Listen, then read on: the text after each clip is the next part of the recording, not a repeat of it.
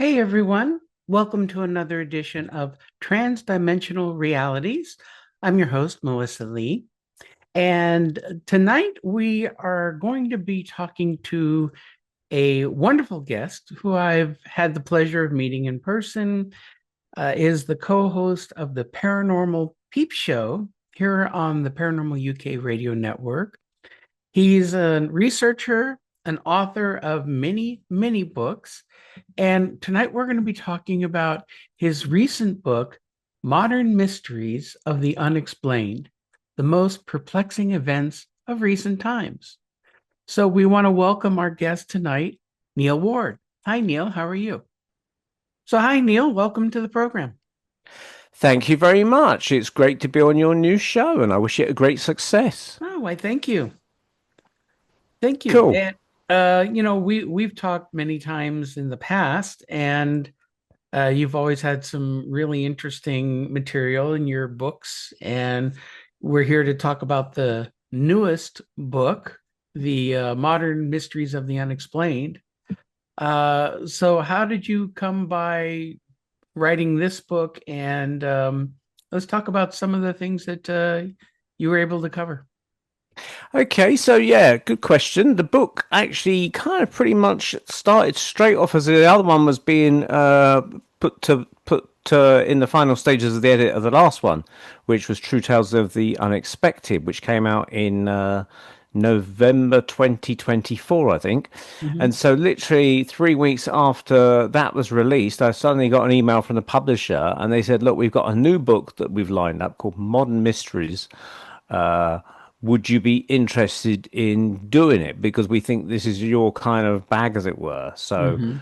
I said, "Yeah, sure." And they actually gave me four mysteries that they'd already pre-decided on, because they said that's going to be mentioned somewhere on the book, on the back description, which some of the mysteries I was familiar with, some I weren't, so I had to check those out. So they had chosen the Dyatlov Pass incident, something called the Somerton Man, and the Oakville Blobs, and the ME 370 flight, which was the Malaysian flight. I think I've got the number right, Oh, hopefully. yes. The one that went missing about Very 11 years familiar ago with now. that. Very familiar Yeah, with that. interesting story, that one. Well, I'm very familiar with Dyatlov Pass, if I Yeah. pronounced it correctly, and what happened there. And I know a lot of people have looked into that. There's been a lot of different theories.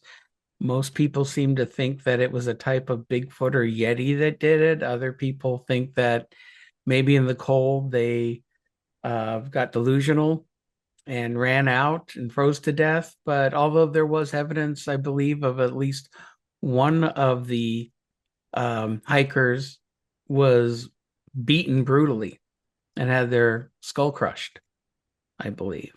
Yeah, I mean, it depends on which way you interpret the evidence, and the thing is, the trouble is because it was taking place in the Soviet Union, and we'll kind of go into the details to explain to people what the Dyatlov Pass is. For I mean, we're talking because we know it, but there's people thinking, what the hell are we talking about?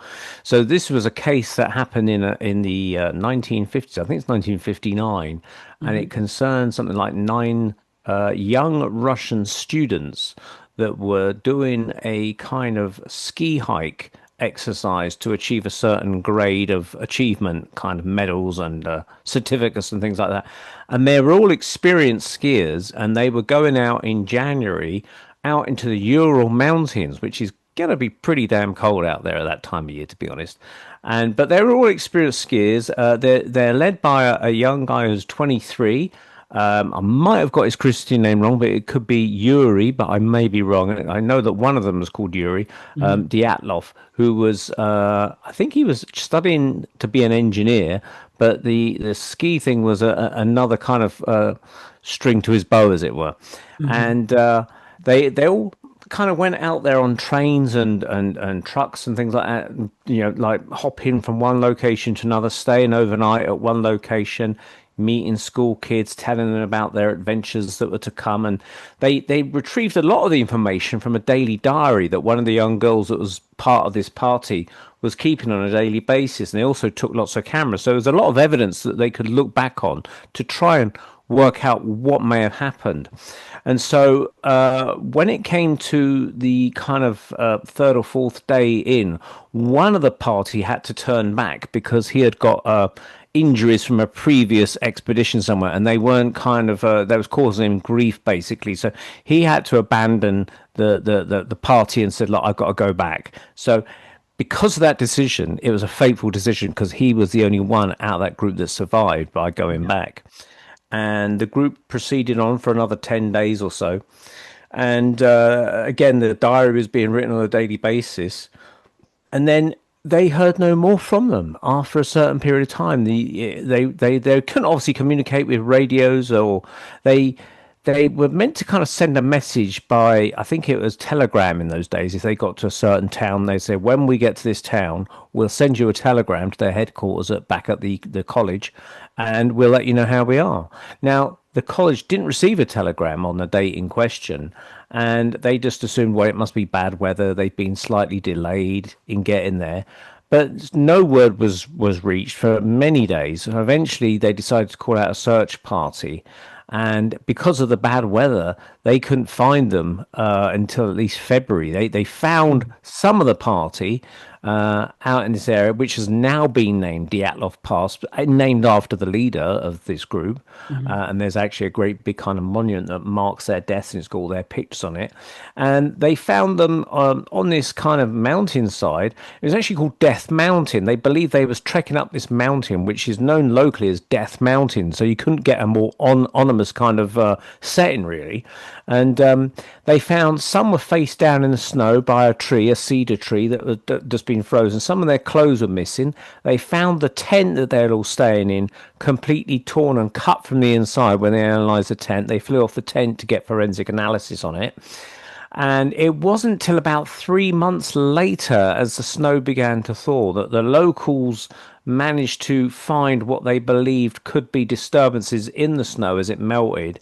And sure enough, when they began digging with the special police and the military that was looking for them, they did find two bodies, or was it four? It might three or four that had fallen down into this ravine in a river. One of them, they detected radioactive materials on their clothing, which was interesting. And the others, they had like crushed rib cage. Their eyes had been pulled out, tongues had been removed. Um, Yet the things they were buried under like 10 feet of snow at this point.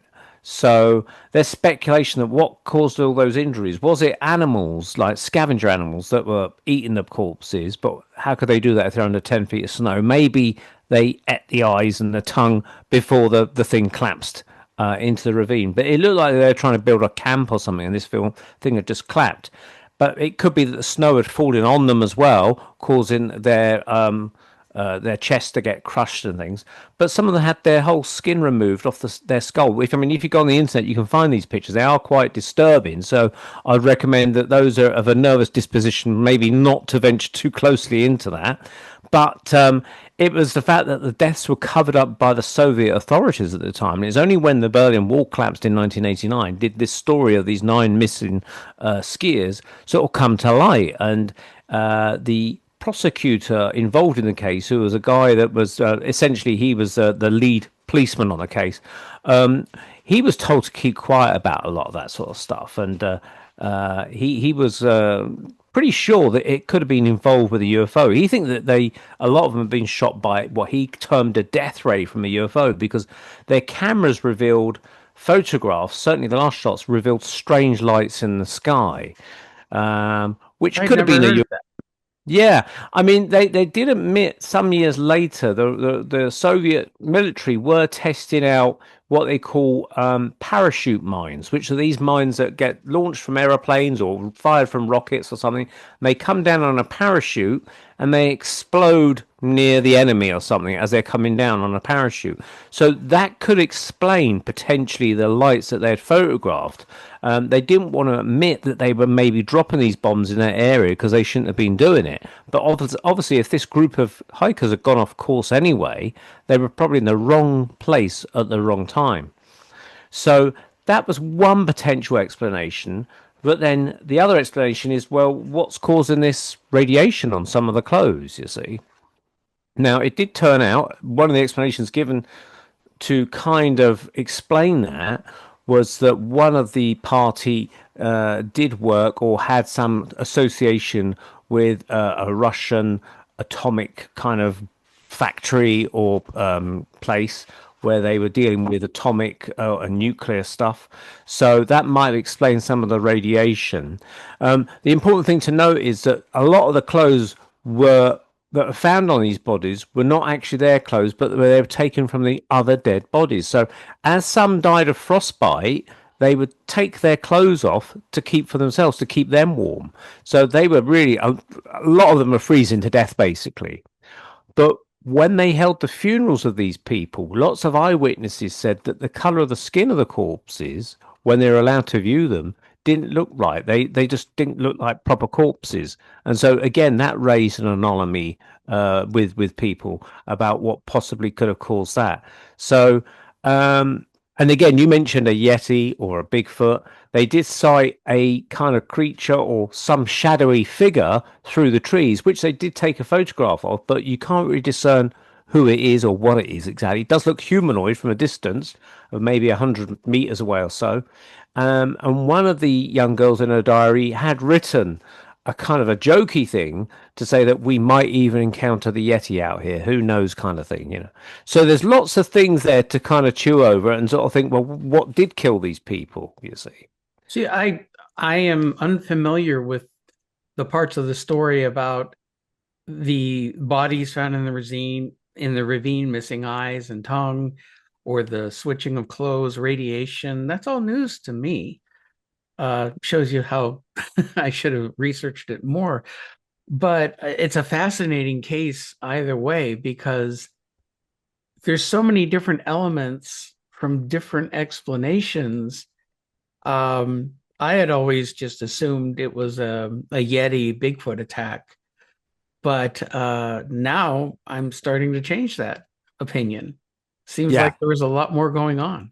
Yeah, definitely. I mean, they did find some bodies that had died, they think, earlier than the others, and the best explanation is that some died, and when they died, they stole their clothes or took them respectfully off them to help them survive. Mhm. But the thing is, what caused them to suddenly cut their way out the tent? So one of the other explanations, well, the more mundane explanations, is what they call a slab ice avalanche, where they think that an avalanche of literally slab ice is slid down the mountain toward them. They could probably hear it coming down the mountain towards them before it actually struck the tent because they found the tent half buried in snow anyway. And so to find their way out quickly, like, can we get the zip open or the buttons undone of our tent or whatever it is that holds it together? And they just took a knife and cut their way out quickly and then Hmm. ran out the tent to get out the way of this oncoming slab ice, really. That may have killed a few of them, or they may have buried a few up to their necks in snow. They may have dug their way out. But then some of them seem to have like burn marks on their hands and arms, which could have been caused by campfires. Others seem to have bruises on their face, look like someone had punched them up or something like that. So there was other people that sort of said, well, maybe they'd been beaten up by the Russian military or something, you know, keep quiet about whatever we're doing here and threatened them. Or they may have been killed by the local populace, which is the people that lived out in those areas that herded reindeer. So lots of people came under suspicion. But the guy that was the prosecutor found that his hands were tied to a certain extent because he felt that he couldn't proceed too much digging further into it because it was ruffled a few feathers higher up the chain. And so a lot of it is a mystery simply because people are not willing to divulge the nature of what's happened within the Russian government at that time and what happened out in the mountains. And basically, lots of people lost their jobs for allowing them to go out there. And they forbid people to go into their area for another 3 or 4 years after the event happened. I guess they just wanted to make sure that things weren't going to go, or it gave them time to clear away evidence that they didn't want people to find. Maybe I don't know, but it's a very hard to get to place anyway. People obviously still go there, but only the very determined. You know, those that are Mhm. perhaps experienced hikers with people that know the way around there. Um, but it's yeah, a very strange case. I mean, some people speculated it could be UFOs that are doing what they call human mutilations and things. Can't prove it, but it's one sort of like potential possibility, considering that the head guy that was investigating it did think it was UFOs, and certain there was reports from other people that believed they'd seen UFOs and lights in the sky as well, which may not be those parachute bombs. They could have been genuine UFOs, but who knows? Who knows? Fascinating case. I mean, I don't think we're ever going to get the full answers for it because it happened so long ago under the Soviet Union. So, but it's a fascinating mystery. Yeah, it's one of those ones that every few years people seem to like have another crack at it basically. And I know that in about 2018 or 19, they sent a team out there to come up with some various theories, and then more recently, about 2023, 24, another team went out there to try and come up with some theories. And the only explanation they officially came up with that they were killed by some powerful force, but they didn't really explain what that powerful force was, whether it was of nature or of man or of something off-worldly. They didn't really go into detail. So it was a very abstract kind of explanation of what killed them. There's a something that I've been really interested in studying lately, which may or may not have anything to do with this case, but it's all the stories out of in the US, out of Appalachia. And there's stories where the locals have rules because there's so many incidents of high strangeness, different creatures, Bigfoot especially, but like the big golem-like creature, witches. It's crazy as hell. But some of the things that you're mentioning from this story kind of fit in with this unexplainable high strangeness that's happening in the Appalachian Mountains. People hearing their names being called in the woods. The rules of Appalachia are at night you close your all your window blinds. You don't, so you nothing can look in. You can't look out. If you're outside and you hear your name called, no, you didn't. If you hear whistling, no, you didn't. If you see anything, you turn tail and walk away. Don't run because that, kicks in a predator response if you run. But Yes. there's so many strange stories. And there are places in the world that are just like this. I mean, you have the Bridgewater Triangle up in Massachusetts. You have what's that forest in Romania? The with the big open circle area, and people have had a lot of experiences in that. It's been years since I've talked about that. That's why I can't remember the name of it. Just certain places of high strangeness around the world that it really, twists reality or what we think of as reality. Mm, yeah. Well, you mentioned Bigfoot there, and obviously we talked about Bigfoot in the Dyatlov Pass incident. Could there be a Yeti or something involved in that one? But one of the other mysteries I cover in the book is the Bigfoot mystery, because the dictate of the book is that I had to cover mysteries from the 20th century to present day. I couldn't go way back into the past and say, well, who built the pyramids? That's a mystery. That Mhm. wasn't part of the remit on the book. So, I mean, one of the very first mysteries I picked up on was about a lighthouse where three of the lighthouse keepers in 1901, literally just at the turn of the 20th century, went missing. Possibly caused by a freak wave that pulled them all out to sea. But one of the later mysteries I covered was the Bigfoot, and that began around in the 1950s. But people had already heard of something similar because when people started to go up Mount Everest and in the Himalayas, there was talk of seeing strange, large, ape-like, hairy creatures up there. They certainly found footprints in the snow, and Mhm. they even measured them with their pickaxes to kind of get a rough gauge of how big these footprints were. And usually when these mountaineers were up the mountains, they could look down into the valley and they could see these figures. They'd stand out a mile, these great big dark figures against the snow. And it was believed that these creatures, the Yeti or the Bigfoot, were walking from one mountain range to another to find food, sourcing food in the valley or something. And the name of the abominable snowman became known about around that time. That was actually a mistranslation from the Nepalese people. So because they smelt rather like Bigfoot in the US and Canada, they got this skunk ape kind of description of smelling. Hmm. I think the same applies to all these Bigfoot creatures around the world. And what they were trying to describe was the bad smelling creature man, hairy man. But the Hmm. translation came out wrong, and the guy who translated it could only come up with the word abominable snowman because he couldn't come up with smelly old hairy man or something, whichever this translation might become to. So I guess he maybe made it more palatable for the Western ears or something, but he called it the abominable snowman. And it was a strange thing. Why was it called abominable? But I think that kind of explains it really. But it was later on when loggers were kind of like making roads in various forests in the US and Canada that they discovered lots of their equipment went missing or was messed around with, and then they started to find footprints. And what was happening as people were becoming more industrialized, they're digging their way into these forests, and that's where these creatures are allegedly living. Hmm. And so they're kind of defending their territory or trying to warn them off or something, or just curious. And that's when they're finding evidence of them.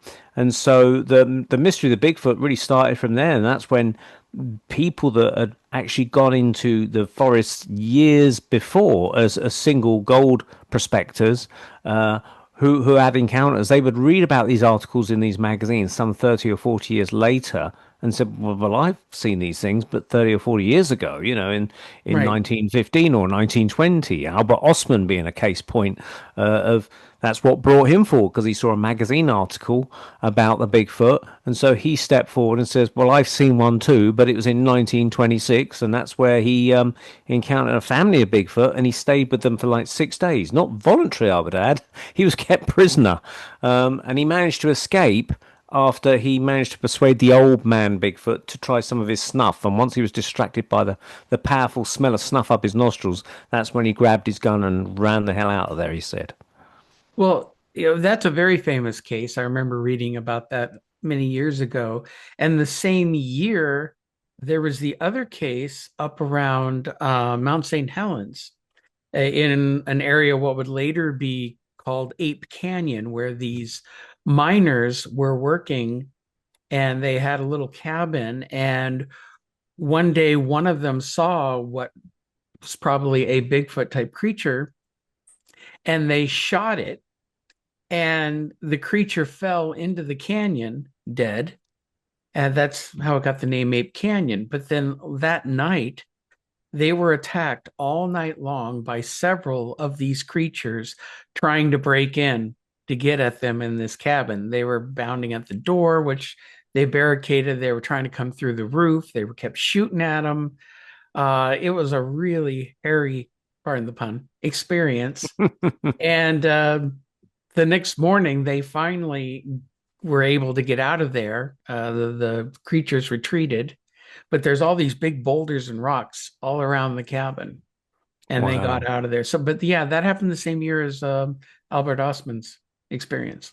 It's interesting that you mentioned Mount St. Helens because they believe that when Mount St. Helens, the volcano that was there, went off in 1980, I think it was, with a massive, ferocious eruption, they believe that a lot of the possible Sasquatches maybe had to move out of the area because of that. And so they Mhm. ended up taking up new territories and more sightings increased because of that. And possibly some were killed in the lava flow, perhaps, if they didn't get away or died of ash inhalation, maybe, or Mhm. something. So, yeah, with the Bigfoot chapter, I also cover the story of a guy that actually claimed, similar to your log cabin story, claimed to have shot one. but he didn't want to admit to shooting it because someone like a lawyer pointed out to him saying, look, if we manage to identify this creature and they prove that it's at least half human because you've shot it, you could be had up for murder and your name's on the block sort of thing.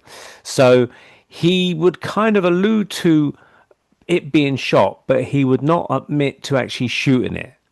So he came up with a whole kind of varied stories. Oh, it was found in Japan, or it was brought across by the Russians on an old boat or something like that. And then eventually he did say that he shot it, and it was known as a Minnesota Iceman. And it was Hmm. this guy who was out hunting with his friends looking for deer to shoot, and he came across, I think it was three Bigfoot that were possibly, they might have actually been eating his kill that he had shot.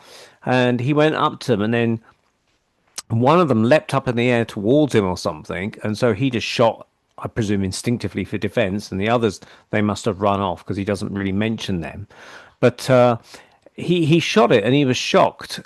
He didn't know what to do with it, so he left it. And it was about 5 or 6 days later, he decided that it preyed on his mind too much. He's got to go back there and find this creature, and he found it there, buried in the snow by this point. And he put it in his pickup truck, and he brought it back to his wife and says, oh, by the way, we need the freezer now for this thing. So get your peas and beef out. We're going to put this thing in the freezer. And they got this great big chest freezer or something. They put it down in this freezer. And basically, they toured this around the United States at carnivals, fairs, shopping malls as the Minnesota Iceman, charging people, 50 cents or whatever at that time to go in there between 1967 to about 1978 or something like that. And Frank Hansen, I think, was the guy that did this. Now, there was some people, he called in some experts to come and kind of give it some authority. What was the kind of science and the biology of this creature that he had found? And these two guys that were top biologists of the day, one was Belgium, I can't remember their names now, and one was English, I think. They were invited to go in during the winter months when this thing wasn't on tour, and they spent 3 days examining this corpse of this Bigfoot, for want of a better word, this hairy creature that had been shot, and they said it was buried under this ice with a glass cover. And at first they thought it was fake. They was very suspicious. But they said, let me tell you, after 3 days of examining this thing close up, we came to the conclusion this was once a real living, breathing creature. And they said one of its eyes was missing and the other eye had popped out and was hanging sort of down on its cheek. They said that's possibly because of the force of the other eye popping out may have popped the other one out. Its hand was up like that. Now you think, oh, that's because it's trying to stop itself getting shot. But if you actually think about it, this creature has never encountered a man before, likely, never understood what a gun was. So it wouldn't even understand that a bullet is coming out towards it at twice the speed of sound. So there's no way that it would even want to put its hand up instinctively. It may have put its hand up instinctively as it fell forward, perhaps to stop the fall. That's my explanation anyway. But its hand is found frozen in that position just above its head. And they reckoned it was a young male, possibly about 12, 13 years of age, but it was at least 6 foot something. But it was a hairy person. And you could see where the blood had oozed out of it, and it had all kind of bubbled in the water that had now become ice. And they basically gave it the thumbs up and said this is definitely a real creature. And they wrote a book about it. And sometime after that, the Minnesota Iceman disappeared off the tour circuit thing. And it was supposedly replaced by some sort of dummy that was there instead. Now, I looked at photographs on the internet of this creature, and it didn't have the ice on or the glass on. So I suspected the pictures I was looking at was the dummy because this looked kind of, there's no ice there or blood or anything like that. I have seen the pictures of it Yeah. encased in ice. And I've seen some of the encased in ice pictures, yes. Hmm. So you can kind of sense that what they've got in ice was real because he also the guy that was studying it, he said as they leant across the glass to study it, their weight cracked the glass below them, and Hmm. there was a breakage, and then they could start to smell the smell of rotting flesh coming up Hmm. through this cracked ice, which to them said that's definitely something real in this box. Um, so yeah, it was definitely given the seal of approval, as it were, by these two biologists, zoologists. But of course, if you go to Wikipedia, it's a different kettle of fish you're going to be presented with. Yeah, that's the problem. Don't go to Wikipedia. No, don't go to that at all. Well, there's another story similar to that. I don't know if you, over there, if you remember Art Bell, Coast to Yeah, Coast yeah. AM. Okay. When he was still doing Coast to Coast many years ago, he had a he got a fax from a guy who claimed to have killed two Bigfoots. Oh, And he wow. was very paranoid about coming out. He didn't want to be found out for the exact reason of he didn't know if these things were human or not, and he was afraid of getting charged with murder. But then he eventually came forward on the air and told his story. I think he went by the name of Buzz, but he and a buddy were out hunting, and they came across one of the creatures, a big male, and they shot it. And it struggled, it fell back into the bushes or whatnot, and Buzz, I guess, was brave enough to go back in and look for it. And it was dead, but then all of a sudden a female attacked them and they wound up shooting it too. So Wow. it killed both of them. And then when they realized, they took a good look at what these creatures were, they started panicking. It's like, I think we murdered someone. And so they wound up burying the two corpses and then vowing never to speak of it again. So it took him about 30 years later to come out on Art Bell's show. And when you listen to this gentleman speak, he sounds very sincere, sounds very scared, Mm. paranoid of being found out who he is because he doesn't want to go to jail. Um, and he came on a couple of times, but it was a really interesting and very believable story. Now, I feel bad that they had to kill two Bigfoot just because they didn't know what they were. But yeah, that's just another story of human encounters with Bigfoot that didn't turn out so well. Yeah, I mean, the thing is, given the number of sightings of Bigfoot over the years, um, it doesn't surprise me that there are people that have come across them and killed them. And you think, well, surely we should be hearing about this, but you're hearing bits of it. People are very reluctant to tell you about it, they've done it, because of this thing of getting into trouble. Um, and, the it would be amazing if they could bring one forward, but I think in today's world, it'd be a very hot potato to deal with. And this is possibly why they don't want to admit to it because it throws up all these questions about our evolution. Where did we come from? Were we created by God as Adam and Eve, or did we come from apes, or is there some other genetic connection there that we don't want to explain? And that could lead into the whole alien thing where our DNA's allegedly being tampered with, and maybe we've been mixed with Neanderthal man, and that's what the Bigfoot is, etc., etc. And it opens up a whole kind of keg of problems for people, I think. Well, there are also stories, two different types of stories. Some people who have seen Bigfoot or these creatures receive men in black visits Ah, to shut up and don't tell their stories. yeah. Um, but there are also a lot of stories surrounding these creatures that go beyond our version of reality. They seem to be able to appear and disappear at will. Footsteps that go or down a path and then just stop. They're no Mm. longer there. People see one and then all of a sudden it's gone, peeking out from behind a tree. Some researchers who've caught some on thermal, you'll see a head and shoulders and an arm peeking out from behind a tree. It goes back behind the tree and they walk up to it and there's nothing there.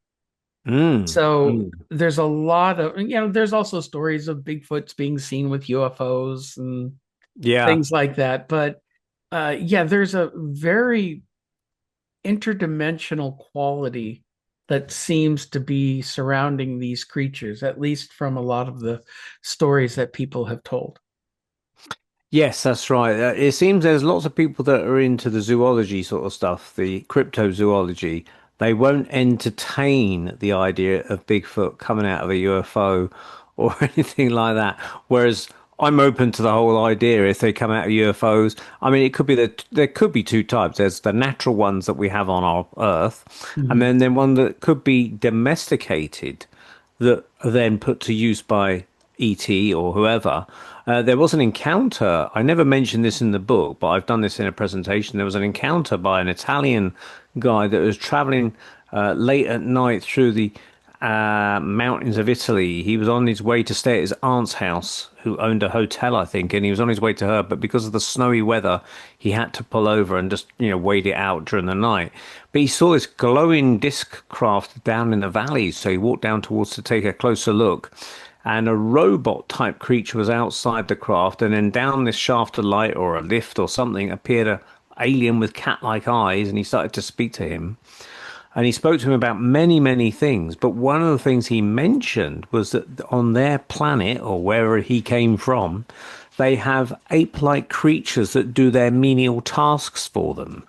And I thought that was interesting because that might explain a lot about these Bigfoot that come out of these craft. It's almost like you get, if you think back to the film The Day the Earth Stood Still, you got the 9 foot tall Gore, I think his name is, robot that Mhm. aids Michael Rennie. He could be a sort of the Bigfoot could be a more gorilla type version of that as an aid for the aliens in some way. But yeah, it's an interesting connection. But whether we get to the bottom of it, I don't know. Well, there's one incident that was recorded by the NIDS team, National Institute for Discovery Science, who spent 20 something years investigating the Skinwalker Ranch in Utah. And there was a book that one of the researchers wrote with George Knapp, who's an investigative journalist. And there was one night, two investigators from the team were out using night vision out near one of the old homesteads that were there, Homestead 2. And they started to see only through the night vision, not in with their eyes, a light form near the ground, and then started getting bigger and bigger and formed like a ring. And then this Bigfoot type creature crawled through it like it was crawling out of a tunnel, came out, stood up, and ran into the woods. Wow. And then that tunnel or portal, whatever it was, shrank back down and then disappeared. The only bad thing about that whole thing is they didn't have any video on it. They didn't that Mm. camera's technology back then did not have recording capabilities like the newer ones do now. So it's just a story, but it's interesting, and that's another reason why I love Skinwalker Ranch, like some of these other places that seem to be a mecca of high strangeness. Yeah, I think the thing is, even if you got footage of that kind of thing happening today, the accusation would be thrown out. Well, that's just, CGI, AI, AI, or something AI. like that, Mhm. And that's the problems people face. They're going to get, you can give the best evidence, and it's always going to be shot down. That's being created somehow on a computer. There must be a way of identifying what's AI and what's real through some There sort of is code or something. actually, you could run any photos or video through AI, like ChatGPT or others, Yeah. and ask it to look for markers that it was created by AI. I had a photo that somebody sent me once that looked suspiciously like CGI or an AI creation. And I ran it through ChatGPT and it did all these checks, and he came back and said everything that it could see, it was genuine. Wow. That's interesting. So there are ways to get around it, but I also warn people who are on social media, whether it's TikTok, YouTube, any of these channels where these people share footage of supposed Bigfoots. There's a lot of AI creations out there now, and you can't take anything at face value. Yeah, I mean that reminds me. I talk a lot about in on the Bigfoot chapter about the Patty film, the so-called Patty film that was filmed Mhm. in Bluff Creek in Northern California by Roger Patterson and Bob Gimlin, Bob who Gimlin, were yes. two cowboys, although they were kind of not official cowboys. I guess I don't know really what the term would be, but they were riding horses. They look like cowboys to me anyway. But they had spent about 3 or 4 days, I think, going through this part of the area because they'd heard there's footprints of Bigfoot in the area. Hmm. And it is known that Roger Patterson was trying to make a documentary about Bigfoot. He had an interest in it and he persuaded Bob Gimlin to accompany him. And they'd just come round the creek of this small river where they suddenly, I think he said the horses detected it first. They must have smelt it or something, and they got a bit itchy and the horse started to rear up. And I think Hmm. Bob Gimlin fell off his horse. And that's the point he said when he got off the horse or fell off the horse and he recovered, he saw the Bigfoot stand up and start to walk away from them. So he shouted over to did I say Bob Gimlin? Patterson got Patterson, off or yeah. something. Yeah. He shouted across to Bob Gimlin, cover me, because he had a rifle. And so Hmm. he was looking at it through his rifle and he said he didn't want to shoot the thing, but he was covering him just in case. And he said that he managed to film, Roger Patterson, he managed to film on this, I think it was a 16 millimeter camera that he had hired, about 2 or 3 minutes of this Bigfoot walking across. And that has become one of the big favorites of Bigfoot fans around the world. And in this modern day and age now, they've had people analyze it and freeze the frame and enhance and everything like that. And they've had people that were experts in anthropology. Meldrum, I think his name Dr. is. Jeff Muldrum, yeah, he just Yeah. passed away a couple He months passed ago. away a few months ago, didn't he? Yeah. Yeah, But he was a big fan of it. He had come out and said, if you just study the muscles on the back of this creature and its calf muscles and things like that, you can see these muscles ripple. And he said, now with the aid of this technology, you can see it a lot clearer. And, you can see the way the feet walk and everything. And, you get the skeptics saying, oh, you can see the zipper. But where is the zipper? There's no zipper on this thing. You there's no point it out, zipper. there's no zipper. And they've even had a guy that claimed that he was the Bigfoot from the 1967 film. And he's been filmed walking in a kind of Bigfoot costume, but he looks nothing like this Patty at all. Yeah, all But the costumes they've tried to use to debunk it are look fake as hell. They're obviously yes, costumes. And yeah, who would come up with the idea of making this creature a female yes, with breasts? yes, I yeah. mean, anybody who was going to try to make a Bigfoot movie, especially back then, put a guy in a suit and just a regular gorilla suit or whatnot and walk across. I mean, we are talking 1967 here or 68. 67, yeah. Yeah. So the technology didn't exist back then, but to put that extra detail into the video, you can't tell me that was fake. Plus, I agree. I've seen the video examined by multiple anthropologists. They talk about the muscles under the fur, how the arms are longer down by the knees, and the gait and the way it walked. I mean, I totally believe it's real. Yes, yeah, me too. I kind of agree with Dr. Jeff Meldrum based upon his expertise. That leads me to think that it's definitely a real creature. And the other thing about it is that he makes a comparison with the Planet of the Apes films that were coming out around that time. The original Planet of the Apes films with the latex facial masks or appliances they put on their faces. And he particularly points out in an interview that I've seen with him, he says, if you go to the sequel film, which is like 1969, 1970, beneath the Planet of the Apes, they actually have a shot of these gorillas in a kind of sauna, taking a sauna thing.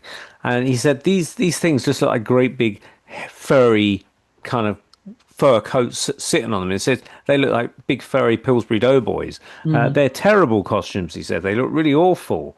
And he said, but that was the best they had at the time. And there was also a guy that was he was employed by Hollywood, and I think he might have been from Czechoslovakia, and I forget the guy's name, but he was always the guy that dressed up as the ape or the monster in lots of horror films of the 50s and the 60s, Mhm. and he had the best effects applied to him, and even he said, I think it's a genuine Bigfoot, and yet he would know the top effects of the day and what they're capable of. And the guy who did the effects for the Planet of the Apes, the makeup effects, was John Chambers, who he actually received an Oscar for his special effects on Planet of the Apes. And when he was in a retirement home after he had not worked for many years, someone had got into the retirement home like a investigative reporter or someone like that, but they dressed up as a nurse to make out they were part of the retirement home to get his trust, I think. And then they would talk to him and they said to him, so what do you think about that Bigfoot filmed in, Northern California? And he said, well, he says, I'm good, but I'm not that good, meaning he's not as good as whoever did the effects, if there were effects of this makeup on this patty creature.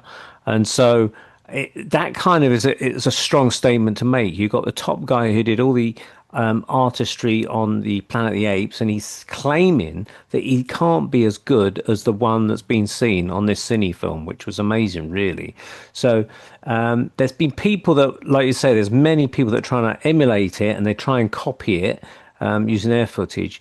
And there's very few that come even close to it. It was just one of those things that they managed to be there on the day and get some really, really strong footage of it. It's amazing. And they even made casts of the footprints. Because the footprints it created, they managed to get casts of those later on as well, you see. So there's that secondary evidence they brought forward as well. Well, we have enough time for one more story. What's something else from the book that you find personally very fascinating? I've always been fascinated with well, there's two I can talk about, but you can choose. I can talk about the ghost of the person writing through time. I've mentioned this to you before, writing through time from the Middle Ages through an early computer.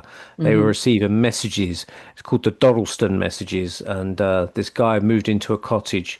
He had borrowed an early BBC microcomputer from 1984, I think, and he started to receive strange messages written in what they call early modern English.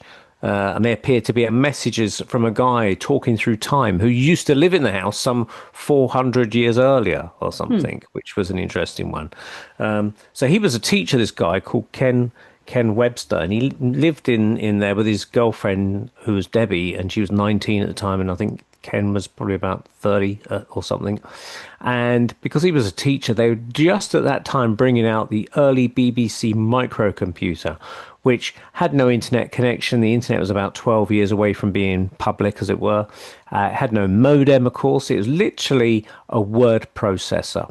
Right. And Ken had borrowed this computer from the school to practice on it so that he could then teach those skills to his students. And there was also a third person that lived in this house for a short while who was writing comedy scripts. And he said, well, why don't you practice on this computer? And he showed her how to do it. And you have to save it to this floppy disk, and and so that's what she did. But sometimes they'd go off to the pub and they'd come back and they'd find messages on there, and it'd be written in Old English. So it's hard to even to understand.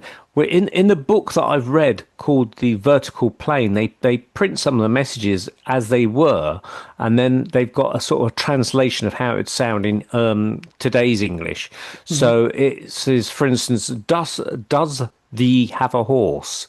And he has to write back, says, no, we have horses, but we don't use them like you do. We have cars. And he has to try and describe what a car is to this guy. Mhm. And at first, he thought someone was playing a prank on him. He kept thinking, well, is it my girlfriend? And they'd leave the computer on. They go to the pub. They come back. They find a message on there. And he would talk about his time in Oxford and things like that. And he called himself Lucas, this mysterious writer who was coming through their computer.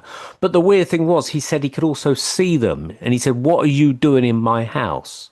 So it appeared to be a case of a poltergeist type of activity, because they'd find things like all the chairs stacked up in the corner of the kitchen, or they'd got a cat and all the tins of cat food were piled one on top of each other very neatly on the kitchen table. Um, but he would talk about things they didn't know about the house. For instance, he would mention red flagstone flooring. Because Ken was trying to renovate the cottage, it was only some time later that he found traces of this red flagstone flooring underneath the floorboards and things. So, but he was observing them from his time. He could see them like ghosts in his house, and he was frightening them, thinking they were demons or devils or something like that. But eventually, he began to trust them. So they said, "Well, how can you write to us? What are you using to talk to us from your time?" And he said that there was this person that came down his chimney in a blaze of green light, who he termed as a friend, and he gave me the Leams Boist, which is a modern English word that he gave, an early modern English word, the Leams Boist. Now, the Leams Boist, someone translated it, and they said Boist is box and Leams is colourful lights. So basically, he was talking about a box of colourful lights that he was using to speak through to send messages to the future of 1984. Fascinating story. Fascinating story. Huh. I mean that gets my brain twirling in all sorts of different directions. A being of light or light comes down the chimney. A being gives them basically a computer Yeah. to Yeah. write things, and it bridges through time. Now, time itself is a very, quote Doctor Who, wibbly wobbly, timey wimey type of thing.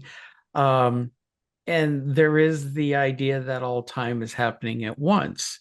So instead of linearly looking all the way back hundreds of years for this communication to take place, it's happening right now, right in real time. And that device was able to bridge the gap between those two timelines that we are only able to see and experience one at a time. Yes, yeah. So the interesting thing is that he didn't have a keyboard on it from how we would understand a keyboard to type things. They said, "Well, how do you write the words?" And he said, "Well, I discovered the words would appear in front of me like in the air."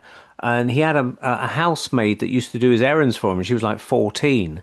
And so she used to clean and cook and stuff like that. And she would sing, and she would sing little songs, apparently. And he would see these words appear in the air above this Leams Boist. So he took that as his way that he could maybe send messages. So he would speak and he would see them. But he said it was interesting that other people couldn't see this box. It was only he could see it. So it's almost like he had to be the medium to make this thing work. Or it gets a bit complicated because other people start to use it. So I'm not quite sure how they can see it too. But he had to be near it or something to make it work. But eventually, he had to move away. And I think I'm not quite sure what happened to the Leans Boys. I can't remember whether someone took it or whatever. But he wrote a book on his experiences in 1380 or whatever the year was that he wrote this book. And he said it would be found somewhere at some point. Now, they haven't found this book to date.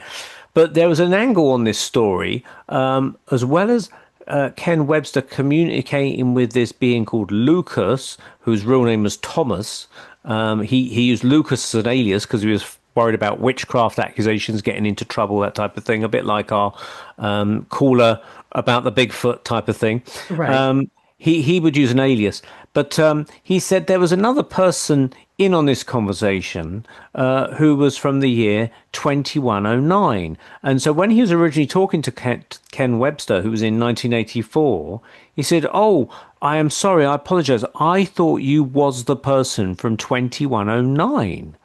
And he said, "Who's this?" And he said, "But that's another person that talks to me from the year 2109. So Ken Webster scratched his head and thought, well, this is getting really peculiar. So eventually he decided that he'll try and type a message to this 2109. So he wrote, "Call in 2109." And maybe an hour later, a message pops up on the computer and it's from this 2109. And it said, "It's conducting experiments with time. And there's many of us. We can't tell you too much because it would interfere with the experiment, but we'll try and answer your questions as best as we can." And but it looked like some of the messages that were coming from Lucas were being hacked by this 2109 because some of the people had raised concerns. They said, "Well, look, there's a question mark that Lucas has written here. You didn't have question marks back in that time, so he can't be using them." But what they believed is that 2109, whoever was in 21, was adding, they were like correcting the typos as such, you see, to try and improve the English. It was a very bizarre case, very bizarre. And they even had people from the psychic investigations of the SPR, the Society of Psychical Research, two researchers go there and try and work out what was happening. And they could not fathom it at all. They had no explanation of what was happening. Wow. That is probably one of the most bizarre and unique cases I've ever heard of. It's worth, if anyone wants, I mean, they can read it in the book that I've got, Modern Mysteries of the Unexplained by Neil Ward. But if you want to deep dive into it and look at the actual writing and the text and things, I would recommend buying The Vertical Plane by Ken Webster of Amazon. Now, there are copies out there that are like £200. I would steer away from those. There's a more revised, updated edition, and I would go for that one, which in UK money is about £17. That might be about $25 or something in your money, maybe. Mhm. So I would go for the more type in revised edition of The Vertical Plane if you want to try and crack down on that one. Fascinating. Okay, I'm going to look into that. Definitely. So we were coming to the end of the show here. Now, where can people find your book?